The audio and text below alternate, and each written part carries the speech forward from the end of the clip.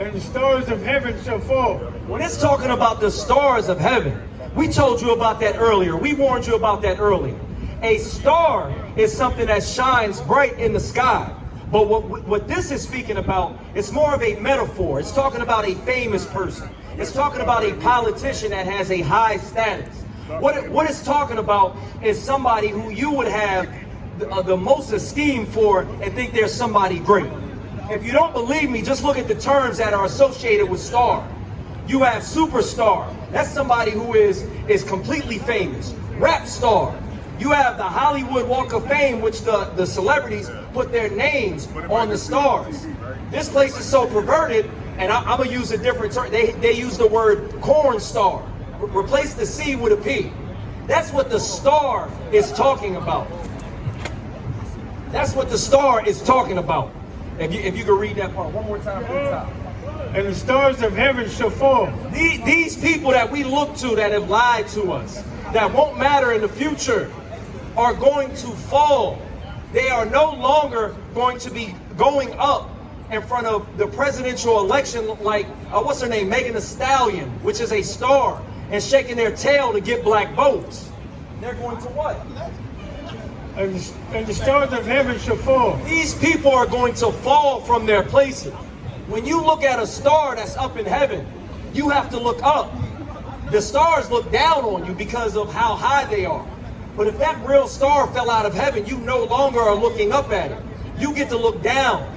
That star is on the earth, in the dirt, in a state that you don't normally see it. You'll no longer look at it as something great, as something to admire. You're not going to look at it as something that you should listen to every word. There were NBA stars. One of them was Delonte West, the man that slept with LeBron James's mother. Delonte West is a unadulterated crackhead now. That star, that NBA star, has fallen from heaven. His state where he was, where everybody looked, has fallen. Everything that you see about these stars is something fake.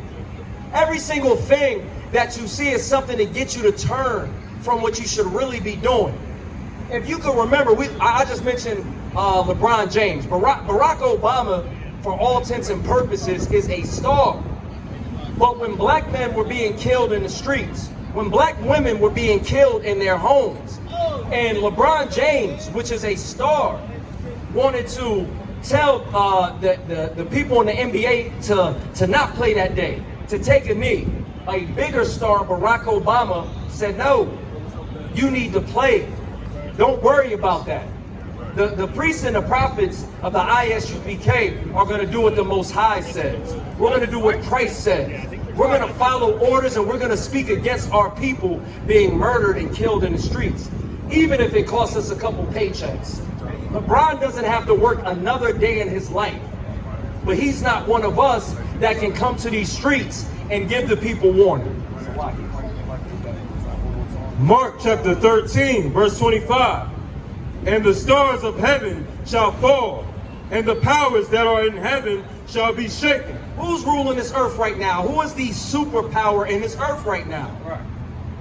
The white man is. Right. What this is saying is all those stars, all those important people are going to fall. What it is saying is we don't need to look to those stars. That's a warning in itself right there. Don't continue to look to these people. Your most famous person that you could think in your head is probably deceiving you and getting a paycheck to do it. Otherwise, they will be speaking out more and doing the right thing. Our stars are convincing us to keep the tradition of killing our unborn babies. We have lost since the 70s 20 million children. Which one of these stars has said, hey, we thinning out our numbers? We don't have to be a minority. We can simply keep our children. None of them. Because these stars are in a place that they shouldn't be. These stars are in a place of power which needs to be ripped away from them. And it's going to be ripped away by Christ. If I could, can I get that part one more time? Come. Mark chapter 13, verse 25. And the stars of heaven shall fall, and the powers that are in heaven shall be shaken. Isaiah 34. And just to give you a little more of a explanation so you know that this what it's talking about. In the ISUPK, we know to follow precept upon precept. That's why we know what to warn you about. That's why we can help. We're not just out here yelling. We're not just out here saying a bunch of nothing. We are giving you the solution. We are telling you who your enemy is. We are absolutely doing the work of the Most High God. This is the book of Isaiah, chapter 34, verse 4. In all the host of heaven, The host of heaven is a star. shall be dissolved, and the heavens shall be rolled together as a scroll. Their place of power is going to be taken away, and those stars who were so solidified in our minds and in our hearts, they are going to dissolve. They're going to go away. If you didn't hear me the first time, I told you, years and years from now, the names of these people who are stars is going to be wiped away. There were a ton of renowned and famous people and athletes. We no longer know who their names are. You should not look to them. They are going to be dissolved, and that power is going to be rolled away. Revelation chapter 6, verse 13. And the stars of heaven fell unto the earth, even as a fig tree casteth her untimely figs. That's it again right there. The stars of heaven are going to fall like a fig tree. Slack it one more time from the top. And the stars of heaven fell unto the earth, even as a fig tree casteth her untimely figs. So don't look to these stars. Don't look to these stars. Look to the people that are actually following Christ. It may seem like the people that are us are speaking craziness in front of you. But just like in the days of Christ, Christ was a rebel, and he was going against that system that was having his people in bondage. That's the spirit that we are following today. They would have had a problem with Christ. If you're gonna be peaceful as a black person, just understand, just like Martin Luther King tried to go with the grain, Martin Luther King was killed while being quote unquote peaceful. Christ was a rebel. I'm gonna give you the scriptures to prove it. Matthew 15:21. Then Jesus went thence and departed into the coast of Tyre and Sidon. Verse 22. And behold, a woman of Canaan came out of the same coast and cried unto him, saying, Have mercy on me, O Lord, thou son of David. So this is a woman from another nation that's asking help from Christ. And what you're going to see is Christ not only was for his people, but he was austere. He was stern. Christ was actually gave a very brutal answer to this woman. And that's what we give to the people every single day.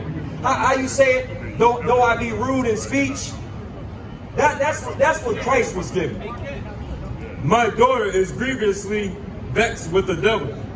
But he answered her not a word. Christ ignored her. Christ was so much for his people that he ignored this woman that said that her daughter was vexed with a devil, because she wasn't one of the 12 tribes of Israel. She wasn't the people who Christ was sent for. That's why. So when you think that we're giving hate speech, this is love. We love our people so much, we're willing to help our people first and not give anybody anything that should go to our people. And his disciples came and besought him, saying, Send her away, for she crieth after us. Even the disciples are saying, Christ sent her away. This is after Christ, a rebel for the cause of his people, ignored this woman. Verse 24. But he answered and said, I am not sent but unto the lost sheep of the house of Israel. No, he was sent for everybody. For the house of Israel. No, he was sent for the Christian. Of the house of Israel. No, he was sent for, what was it? Father Abraham had many sons. He was sent for those people. Of the house of Israel. Of the house of Israel. That's who Christ was sent for. If you are not a black, a Hispanic, or Native American, Christ did not come for you. It says it in the scriptures right here. The woman that was from Canaan, a white woman who was Syrophoenician by nation, she was not of the people that Christ came for. Verse 25. Then came she and worshipped him, saying, Lord, help me. But he answered and said, It is not meet to take the children's bread and cast it to dogs. She humbled herself before the Lord.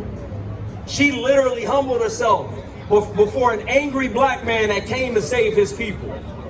Nowadays, everybody can just walk past us.